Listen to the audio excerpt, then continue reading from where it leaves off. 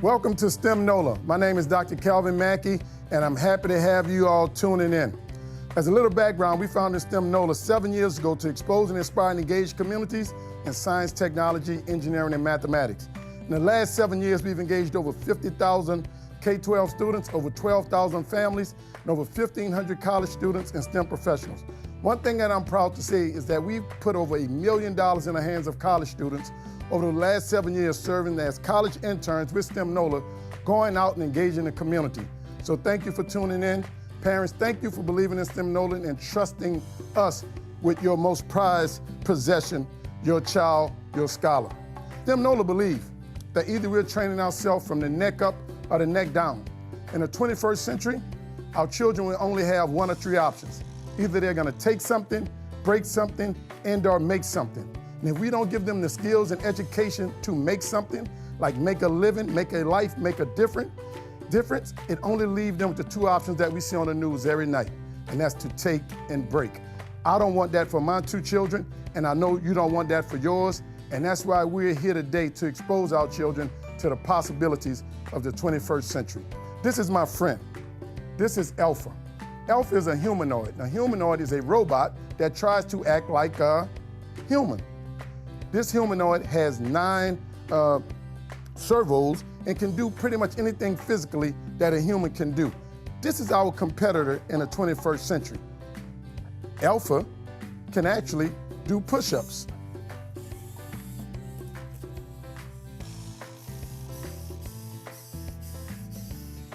Alpha can even show off.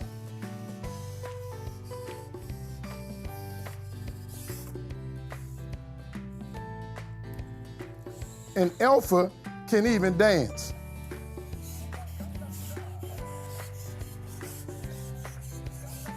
And like any superhero, Alpha has her own music. This is the machine. And the automatic machine in the 21st century will displace many workers.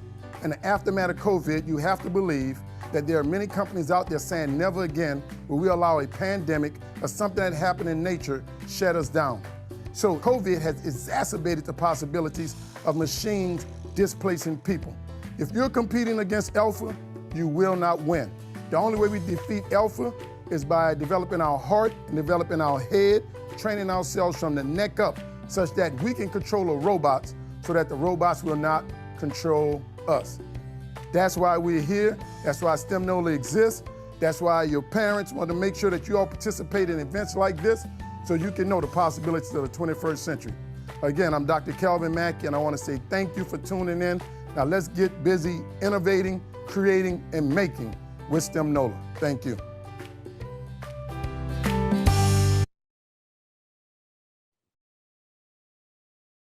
All right, thank you, Dr. Mackey, for that wonderful introduction. Next up, we have our guest speaker, who is Ryland Auburn. He is originally from Chicago, Illinois, and he now works here in New Orleans. Slide. So I'm going to talk about sound today and try and put it, we'll start with kind of a general introduction to it, and then towards the end, I'll start talking about a little bit how we, as architects, think about sound. So sound is a form of energy that's transmitted by waves. So some of the other things that are energy transmitted by waves, we've also got light.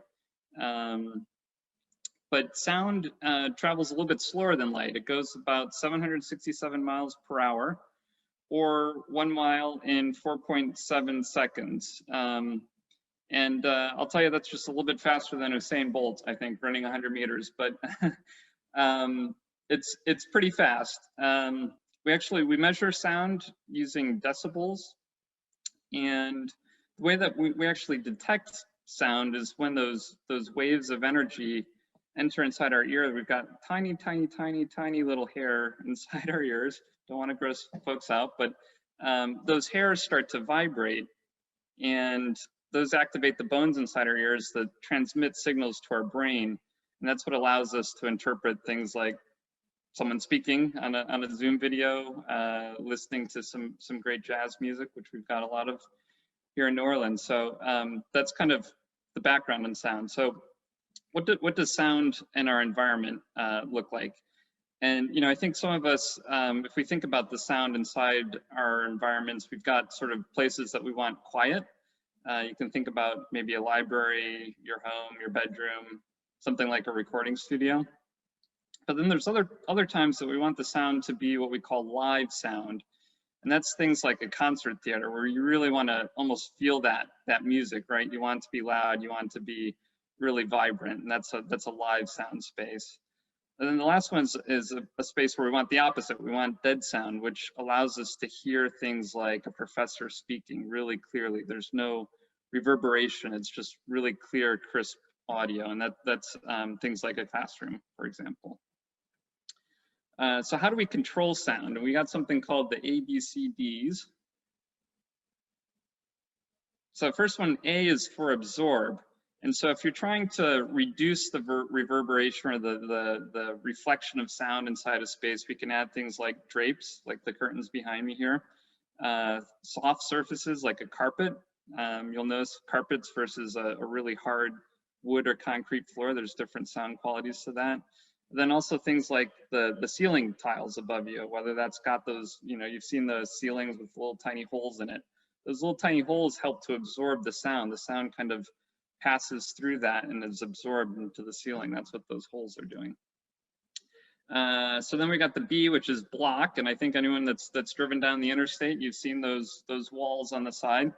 What those are there for is to block the sound from the highway that's going into the neighborhoods there. So you can actually put up a wall that'll help sort of block the sound. It'll basically absorb that energy from the sound waves.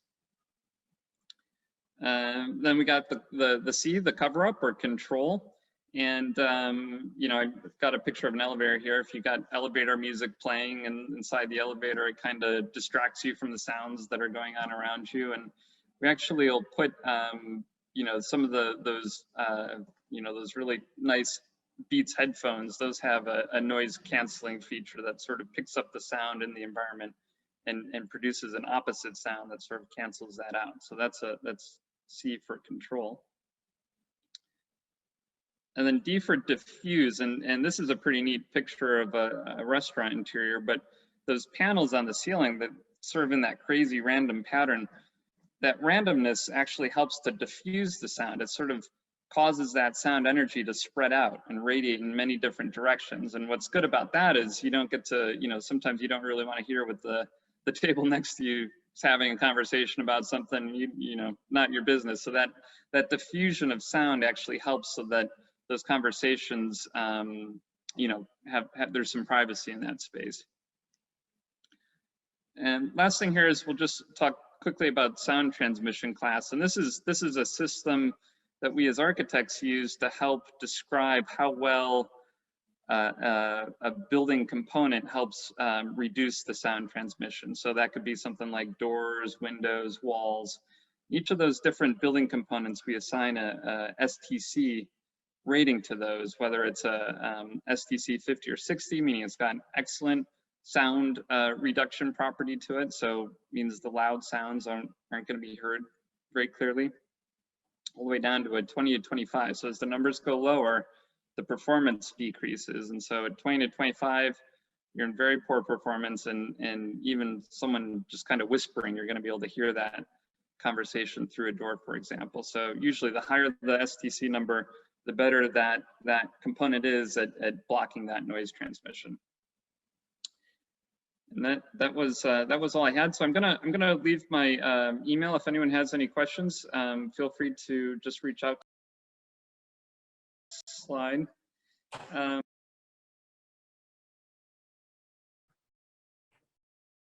All right, thank you, Mr. Ryland. My name is Ariana Craychan, and I currently attend Xavier University of Louisiana here in New Orleans. I'm a computer science major and also a senior, so yay for graduating. So today we'll be focusing on sound. Our agenda is we will be going over the vocabulary terms, objectives, and activity questions. And our activities for today is a rain stick and the kazoo. Afterwards, we'll follow through with activity questions and answers, and then we'll have regular questions and answers. Our vocabulary, first word is sound. Sound is the vibrations that travel through the air or another medium and can be heard when they reach a person's or an animal's ear. Next, we have amplitude, the maximum extent of a vibration or oscillation measured from the position of an equilibrium. Next is frequency, the rate at which a vibration occurs that constitutes a wave. Last but not least is pitch, highness or lowness of sound. Remember these vocab words. Our objectives for today are: you will understand the meaning of the terms sound, amplitude, frequency, and pitch, and apply them to the project correctly. You will perform experiment to create their own rain stick and a kazoo. Our questions of the day are: what is amplitude? How can you change the pitch on your kazoo? What is causing the rain sound in your rain stick? Remember these questions. Our first activity is the rain stick. All right. First thing first is you're going to need get out your materials. We have a paper towel roll, small and large sheets of aluminum foil. We have some beans, some rice, clear tape, some beads, wax paper, and then optional items are our construction paper and the funnel. While you guys gather those materials, I'll be going over what's the science behind it. A rain stick is a long, hollow tube partially filled with small pebbles or beans that contains aluminum foil made in a spiral shape. When the stick is turned upside down, the pebbles fall to the other end of the tube, making a noise that sounds like rain falling. The history behind the rain stick. Legend has it that Chilean Indians invented the rain stick to make rainy weather. The rain stick is a type of tubular rattle that throughout the ages has been used by many cultures in various ways. The rain stick has an unusual internal structure. An interior maze formed of either cactus spines, wooden pegs, bamboo, or palm slivers distinguish the rain stick from other tube rattles. The cylinder is filled with pebbles, hard seeds, beans, and sand, rice, or I can't see the last word, but tiny shells. So let's go ahead and get started making our very own rain stick. First things first, get out your paper towel tube. And what you want to do is, you want to get your foil. Uh-oh, my race wasn't closed. I'll clean it up later.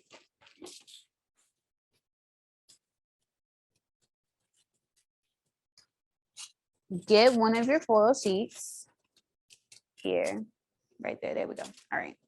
So I'm going to roll mine up and let me back up. There we go.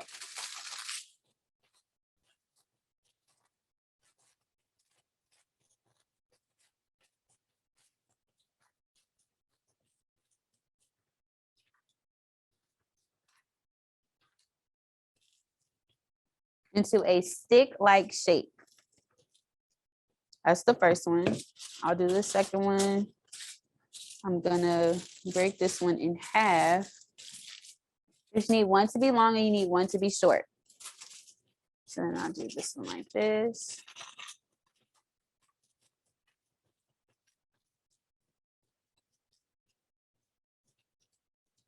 So I'm going to take the small one and wrap it around my paper towel just to kind of get a start on that spiral shape that we need. And then if you don't get it quite all the way, kind of like how I did, then you can twist it your own way and just follow the shape like so. So we have a nice little spiral. You can take the second one and create a spiral. I like to use my finger. Kind of works better for the cylinder for me than the cylinder for me. And just wrap it around. And now we have this nice spiral. We have a big one and we have a small one. Now, this is a very, very critical step. So I need everybody to pay attention. What I need for you to do is take your small spiral and insert it into the big spiral. Now you can kind of twist it in there a certain kind of way. Let me see. So I have mine's twisted in there in the center. Let me turn it there. There we go. For my older kids, it kind of looks like a DNA strand, just a little bit. Once you have that,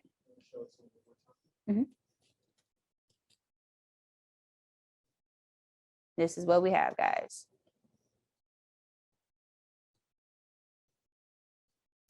So I set that down for now, and then we're gonna grab our paper towel roll one more time. This is what you need your wax paper for. So you take out your wax paper. I'm gonna cut out a small piece, and you need this just to go over the top hole.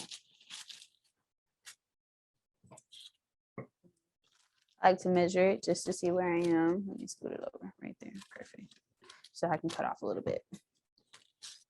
All right. Now you're gonna cover this hole and get out your tape.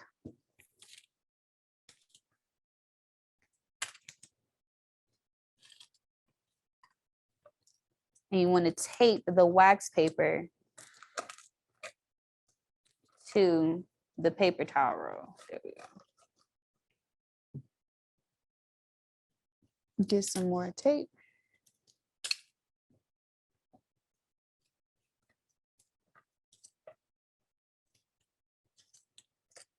You want to make sure that you really don't leave any room for air.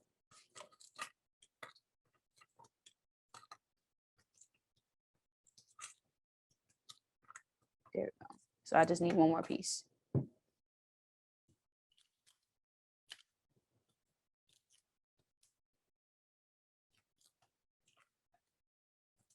right, see, there we go. Now I have one hole, one side covered in tape. You see the tape wrapped around in my wax paper. Okay. Next, what you're going to do is you can flip your tube over. And you are going to gently insert your foils into the paper towel roll. See it in there? Ooh, let me lean it. Which way? That way. There we go. All right. So this is a step where you could possibly use your funnel. If you have one or if you went to go get one, this is what you use it for. What you're going to do is place your funnel there. And you can, like, I'll start with my beads. You don't need a whole lot. You don't want it to sound stuffy. Just a couple.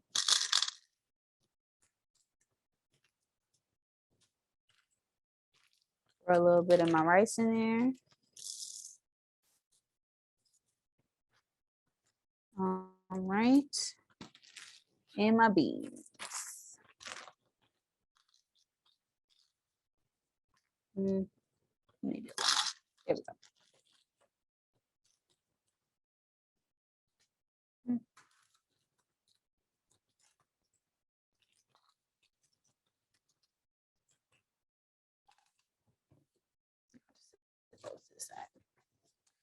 Once you have filled up your rain stick, the next step is for you to cover up that opposite end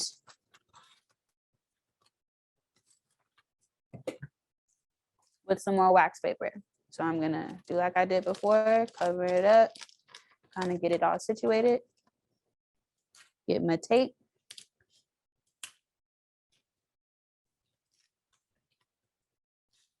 And go around this side.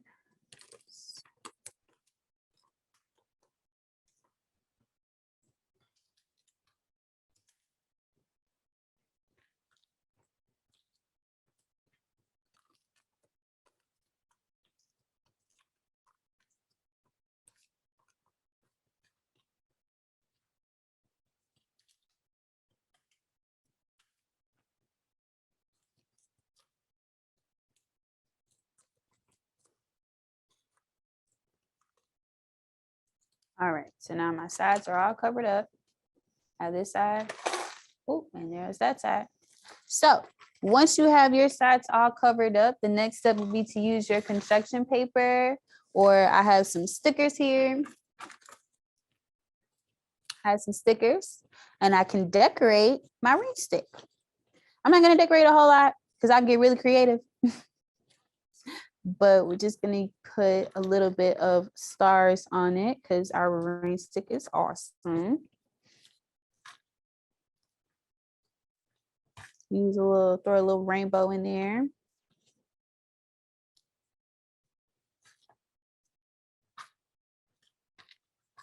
And I have some letter stickers. So of course I have to put my initials on it just to be extra.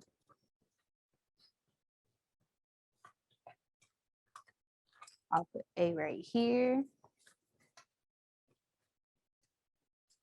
And C on this side. All right.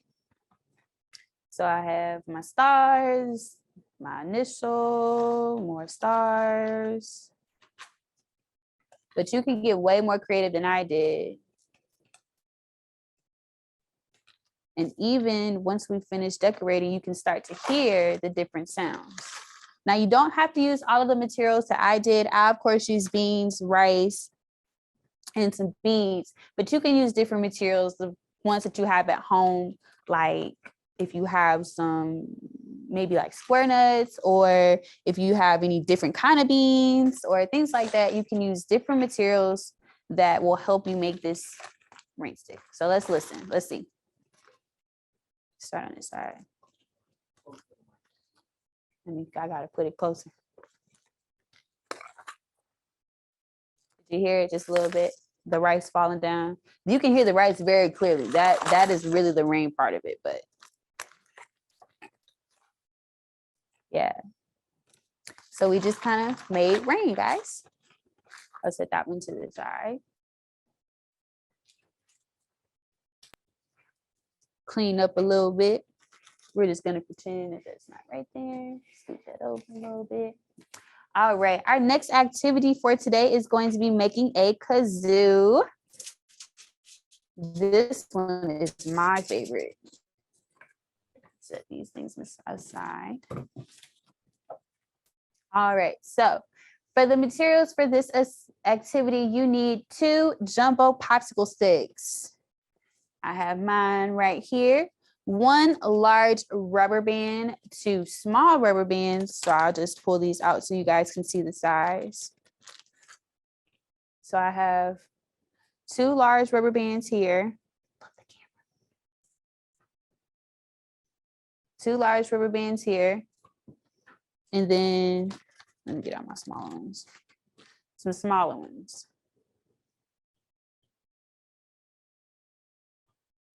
So that you need that. And you also need 2 pieces of 2-inch straw. So I have my 2 straws here. You don't need 2 straws, but I just wanted to do different colors. You know, I'm kind of extra. And then you have some stickers so you can decorate. And while you guys get out those materials, I will be once again going over what's the science behind it. So sound is caused by vibrations. When you blow, the wide rubber band vibrates and makes a sound. Change the pitch. To change the pitch, slide the straws closer together or farther apart. When you slide them closer together, the section of rubber band that is vibrating is shorter, so it makes a higher sound. Slide the straws all the way to the edges of the lowest possible sound to get the lowest possible sound, which is still pretty high, but lower. So let's get started. First things first is you're gonna take your large rubber band and you're gonna put it over, I want my thin one. You're gonna put it over one of the popsicle sticks. Like so. There we go. Then, and you will need scissors for this activity just so you can cut your straws. So if parental supervision is needed, parents be advised. You want about 2 inches, that's about right here.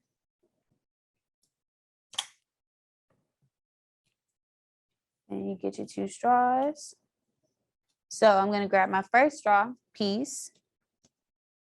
I like to squish my popsicle sticks together. And then you're gonna slide your straw in between the popsicle sticks, like so. So you should have, and you want to even it out,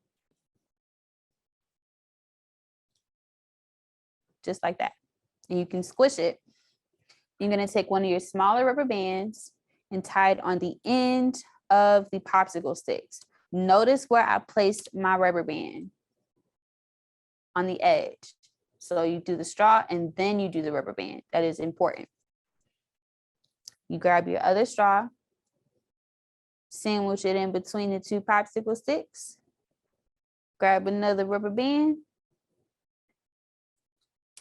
Ooh, that one doesn't look like it. Here we go. I tie mine around the popsicle sticks 3 times just to make sure it's good and sturdy. So this is where we are. And last but not least, certainly not least at all, I flip mine over and start adding all of my stickers. I want a sticker there. If you have markers, you can color it in. You can add as much decorations as you want.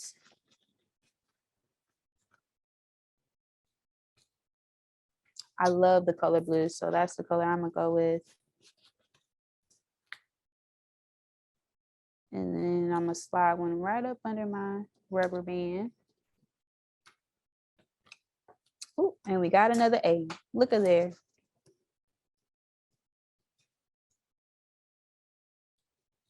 All right, this is my kazoo. Now listen.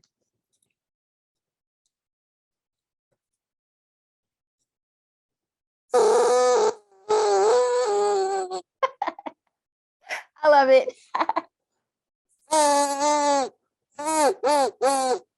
So now I'm going to move my straws. Remember, we talked about changing that pitch.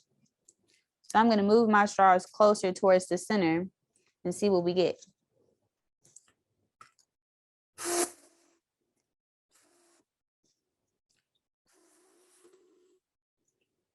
Maybe I moved it too close. Let's see.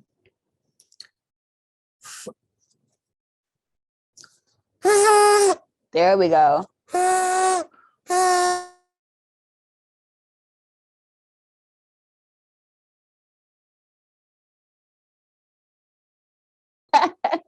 That sounds a lot higher part. So just make sure you kind of play with it a little bit, just kind of see the change in the pitches. It's really cool. Like I said, this is one of my favorite activities to do. It's really simple, but really, really cool to listen to and have fun with. I'm so sorry, parents, by the way. But that is all of our activities for today. So let's go ahead and check out these questions. Now, back to our questions. We have, what is amplitude? That was a key vocabulary word. Let's see what people get.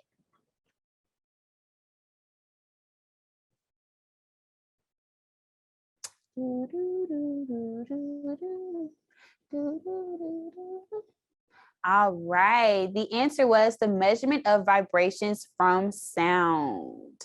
Let's go ahead into that next question. How can you change the pitch on your kazoo? We just talked about this. Everybody should get this right.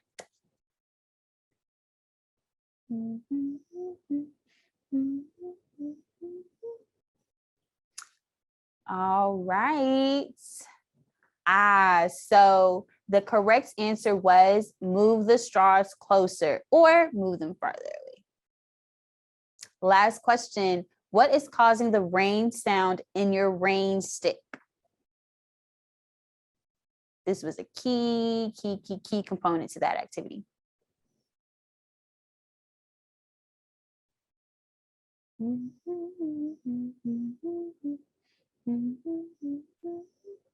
All right, the answer was the rice and beans falling to the other side. And remember, you don't have to use rice and beans. You can use whatever other household items you have around you, but that's what we use today. Hope everybody got the answers correct. If you have any questions, please feel free to contact us. Do you have any? All right. If you have any pictures, please email your pictures to webinar@stemnola.com. Please join us next week, October 12th at 4 p.m. Central Time, so we can talk about rockets. Have a great day, everybody.